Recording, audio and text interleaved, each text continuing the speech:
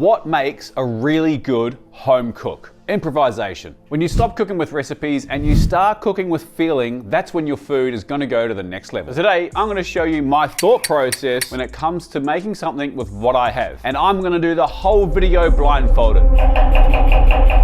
Not really, that'd be dangerous. Let's get stuck in. Can I take my blindfold off now? Whoa. Right, if we think about this like protein, cuisine, like spice and seasoning, and garnish. I think that's the best way to go about this. I think this is actually a Maddie bandana. Shout out Maddie Madison. The thing I probably think about first if I'm at home versus a restaurant is what needs using up first. Matheson Shrine. We'll light a candle.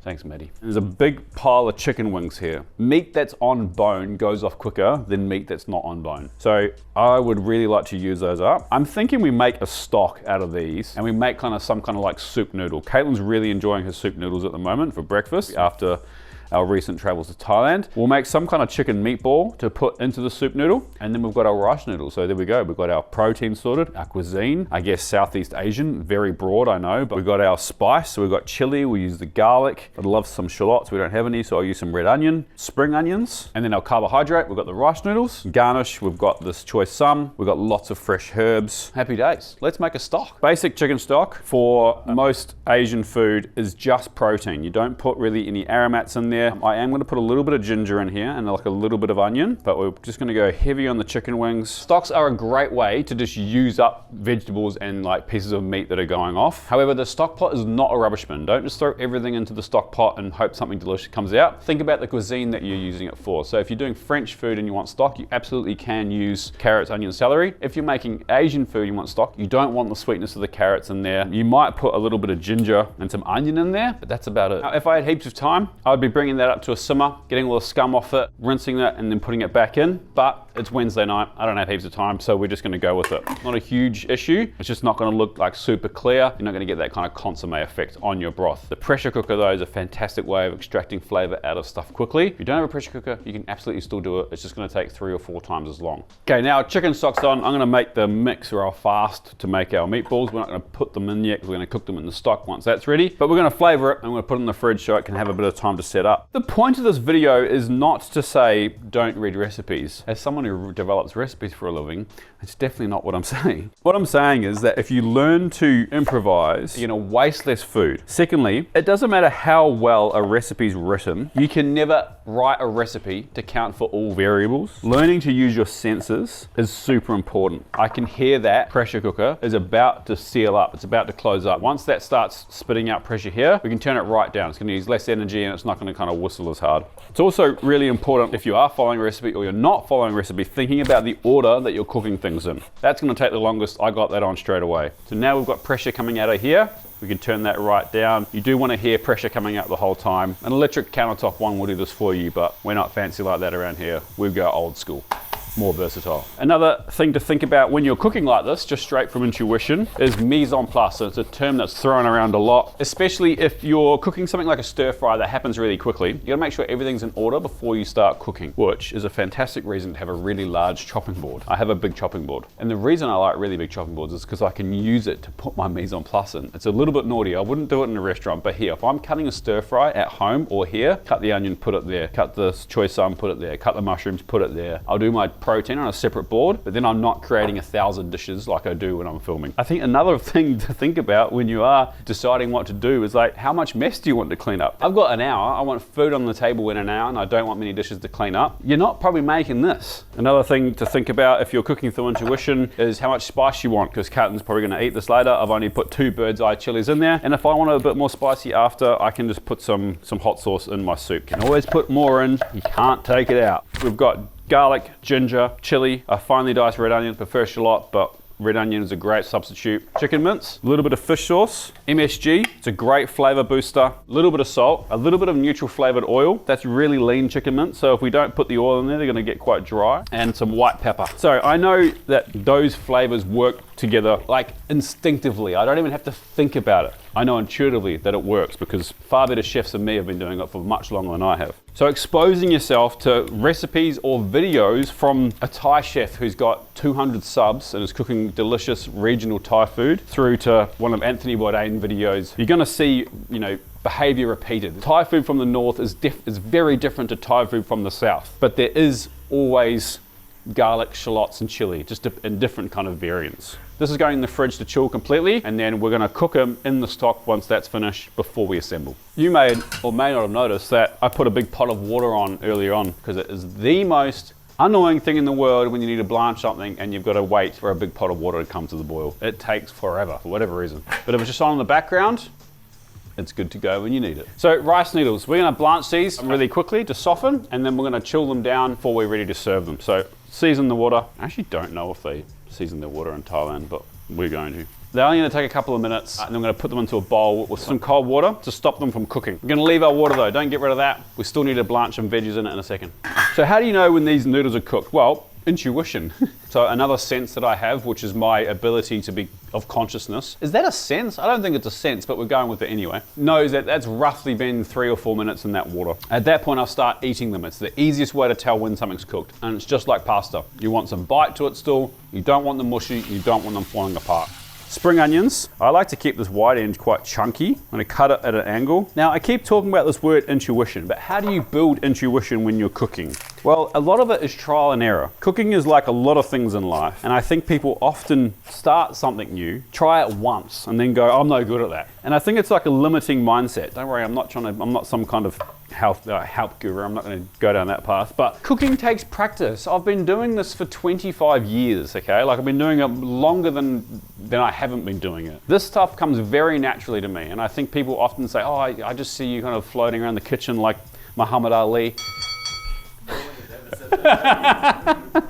So how do you practice? At the start, I think you follow simple recipes and you learn a few simple dishes, right? And then you try and do this. You start cooking without recipes. A great exercise to do is, say if you go to a Vietnamese restaurant and you have a really delicious noodle dish, try and reverse engineer it. It's not easy to do, I promise you. It's actually really, really hard, but that is gonna build your intuition. That's like practicing, like breaking components down, understanding what you're tasting. That's how you get good at cooking it with intuition. Okay, so the gailan, like a lot of Asian veggies like this, there's the woody or the stem part, and then there's the leafy part. They cook at very different times and temperatures. So this woody end part, we're gonna blanch before we start assembling. The leafy green part, we're just gonna use the temperature from the soup in the bowl. Mushrooms can be a texture that can be challenging to some people. The trick is with mushrooms, you either cook them low and slow for a long time, or you cook them fast and hot. Very similar to like the tops of this, we're just gonna blanch them in the soup very quickly. So we've got some mint, some Thai basil, which is the peppery one, and some oregano, which we definitely don't need for this. I reckon fresh herbs is one of the key things that home cooks often miss when they're riffing. And I know sometimes people go, oh, but I end up buying a packet of parsley or whatever and throwing half of it out. Just use more. You can be really generous with herbs, especially things like mint, basil, parsley. The only ones that I would suggest that you're not super aggressive with is sage. I love sage, but it can be overpowering and can kind of taste quite soapy if you use too much of it. And this Thai basil, some people can find it a little bit full on, the aniseed flavor. I love it. And then with the coriander, I think you have to ask people, you know, it's a genuine thing, right? Like some people, coriander is no bueno, tastes like soap to them. I really feel sorry for those people because I think it's delicious. I wonder if it's the same thing with you using ground coriander seeds. Do they taste that? Let me know in the comments. If you don't like coriander, can you taste ground coriander seed in your dish? Okay, this stock has been going, it's been doing this for 45 or probably 50 minutes at this point. We're gonna turn the temperature off. We don't wanna just dump this valve. There's so much pressure in there and there's so much built up heat. It's just gonna completely boil on itself, and all those fats and impurities that we didn't take out at the start will just kind of mix into itself. So we're gonna let that come down really slowly. Once that stops hissing, we'll open it a little bit, etc., etc. If you've got the time, I do suggest to kind of do it slower, and you're gonna have a clearer broth than what you would if you didn't. Our pressure's completely released now. We can safely open this, and look at that, it's pretty clear. Let's have a taste. Remember, no salt in here yet. Really good, clean chicken flavor. A little bit of ginger and aromat through there, but nothing crazy. We're gonna ladle out our stock into a separate pot, and then I've just had a genius idea. Because one of the greatest things about cooking without a recipe is the ability to improvise. So I'm gonna show you one of my favorite dishes of all time that I make at home, and we're gonna improvise with what we have at hand, which is some chicken wings, meat that would otherwise go in the bin. That stock's delicious, but we can't amplify the flavor by reducing it. So heat on, and we'll let that kind of bubble away, and as water evaporates from that, the flavor's gonna amplify. Just be careful when you're doing that, though, if you've got salt in there and you reduce it too much, it becomes too salty. All right, we're pretty close. Stock's reducing. I'm gonna add a bit of fish sauce for umami and salt. We're gonna add a little pinch of salt. We're also gonna add just a little bit of sugar, like half a teaspoon. Just because it has sugar in it doesn't mean it needs to taste like a dessert. We're just trying to balance flavor. And that is a huge part about cooking with intuition, is learning to balance flavor. Taste as you go. That tastes pretty good. It could use a little bit more salt and a little bit more umami. So I'm gonna add some more fish sauce. And I'm gonna add a little bit of soy sauce too. So I want the darkness of the soy sauce. Delicious. So soy sauce and fish sauce is a salt substitute. However, I think there's a different flavor profile of the salt. And so sometimes you need to add a little bit of just cooking salt as well. But that's really good. Next thing we need to do is get our chicken cooked in our stock. So we've got our mix here. You're gonna get it in your hands like that. You're gonna squeeze it through and then use a spoon to tap it in. Okay, our chicken balls are all in there. The outside has started to set. We're gonna turn that right down low so we don't overcook them. And if we cook them too fast, they're kind of gonna tense up a little bit. I'm gonna go wash my hand. Then I'm gonna get the rest of the veggies and the noodles nice and hot. So we're gonna blanch the thick part of our veggies. So what does blanching do? It kind of intensifies the flavor, it intensifies the color. General rule of thumb, if it grows above the ground, you start it in hot boiling water. If it grows below the ground, you start it in cold water. Those have been cooking for about a minute. We're gonna add our spring onion whites in there just to soften them slightly, not for long, probably like 30 seconds. So we're pretty close to serving here. So we're gonna add our mushrooms to our chicken balls. These should be ready. I can touch that, I know that that's cooked. If you're unsure, you're just learning, you're figuring it all out, pull a piece out, cut it in half, and have a look. So what are you looking for? A solid color all the way through. If it's got any pink in the center and not cooked yet, leave them back in the water for another 2 or 3 minutes and check again. Spring onions and the stalks are good to go. I'm gonna quickly blanch the tops of our veg, literally 20 seconds. Pull that out. We don't need to chill it down because we're gonna serve it right now, so it can stay hot. Okay, water back up. The only thing we need to do is to blanch our noodles. Now, trick with that is I reckon you do 1 or 2 portions at a time. It's way harder to split noodles apart once they're hot, whereas now you can kind of control how much you're gonna put in. And the best way to kind of visualize how much noodles you want is to kind of put it in the bowl and go, oh yeah, that feels about right as a portion. Water's boiling, noodles go in. They don't need long. We're just trying to heat them through, remember? Out they come. Let them drain off. So at this point, we kind of want to add our meatballs and mushrooms so that they're nice and prominent. We've got our hot veggies. Be a healthy boy, eat a good amount of veggies. Our spring onion greens. Now we top it with our broth and lots of fresh herbs. Very green, isn't it? You know what it's going to need. Got an idea. Yeah, I mean, if you don't have chili crisp on your fridge in the regular, who even are you? Yum.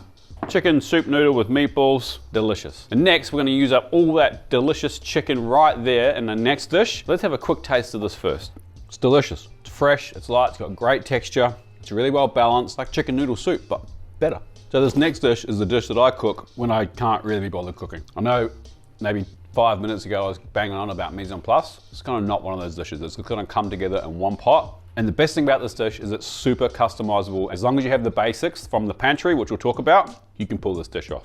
So this chicken that we use for stock, this chicken is overcooked, it's dry. So the first thing we want to do is break it up quite small, and then you're not going to taste it that it's quite as dry as it should be. And then something that I always have in my pantry, tinned tomatoes, canned beans or chickpeas like we have here today, and then basic spices. And the spices are going to save your life here. Ideally, you've got some onion and garlic as well. And then I've got a rather unflattering looking yellow capsicum that's seen better days that we're going to put through here as well. If you need a meal for a few dollars, do this. Now, is this the nicest chicken in the world? Absolutely not. Is it overcooked? Absolutely it is. We're gonna rescue it by covering it in tomato sauce and lots of seasoning, and you're never gonna know. And it's perfectly good, healthy protein to eat. So, unlike before, I talked about mise en place. Different this time. We're doing a one pot wonder. We're cutting our veggies and we're putting it in. That's how we're gonna roll today. It's a Wednesday night. I need to get dinner on the table in like 15, 20 minutes, and this is how we do it. So we've got a casserole dish on. We're gonna add a couple of tablespoons of olive oil just to get heating up. Any oil will work, apart from sesame, that'll be weird. Another great thing, no dishes, one pot. And if you're really lazy, you can just eat it from the pot. Probably don't do that. Now, how do you tell your oil's hot enough? You either see a little whisper of smoke, not too much, or it's too hot, or if you move it around in the pan, it should look wetter. That's a weird thing to say, but you'll kind of understand. It loses some viscosity, so it stops being so thick. Onion in, pinch of salt. Season as you go. Don't dump all the salt in at the start. Don't dump it all in at the end. Little bits throughout your cooking. I'm gonna layer flavors. The garlic, we're not even gonna get too fancy. Just gonna crush it and then run my knife through it. Now, worth mentioning, if you were doing this with raw sausage or raw meat, you could do this with raw chicken as well. You'd put your meat in now. Because we're using this chicken here that's overcooked, all we wanna do is heat that through. We don't wanna cook it at all. It's had enough time cooking. Garlic in, give it a stir. Capsicum, dice up the bottom, dice up the top. I think that was the other way around, but hey. Keep moving your onions and garlic. You don't want them to catch. Take the pith out and dice. In we go. Now we just want to cook these capsicums for a couple of minutes to soften before we add anything else. So what we're looking for here is the onions to start going translucent. A little bit of color is fine. We're not trying to caramelize them. We don't want lots of color. Also with the garlic, we kind of want less color than the onions, but a little bit is fine. And the capsicum or the bell pepper, we just want them to start to soften. And you're gonna know that's gonna happen. They kind of go more vibrant color before they go duller. And when you're moving them around the pan, you're gonna see visually with your eyes and with the feel in the end of your spoon that they're just a bit more soft on the edges. Right, seasoning, spices. It's time to get it in there and we want to toast it a little bit. Smoked paprika, lovely smoky flavor. And smoked paprika, it's not spicy. Cumin, ground cumin seeds. Fantastic flavor, don't be shy with it. Ground coriander seed. Again, let me know in the comments if someone that doesn't like coriander, do you taste this in your cooking? Okay, we're at a really crucial part here. What's happening is our spices are starting to stick to our pan. It's not an issue unless we leave it there too long because then it will burn. So we're gonna get our tomatoes in there, tin tomato. We use whole tomatoes in this kitchen. I think they're a better quality. I don't know if that's true or not, but we're running with it. Scrape all the fond off the bottom of the pan. Then we're gonna go fill this can up again with water. All right, break that up, stir it through, let it come to a simmer. While that's doing that, we're gonna drain our chickpeas or our beans. I really like butter beans often with this dish, but chickpeas work just as well.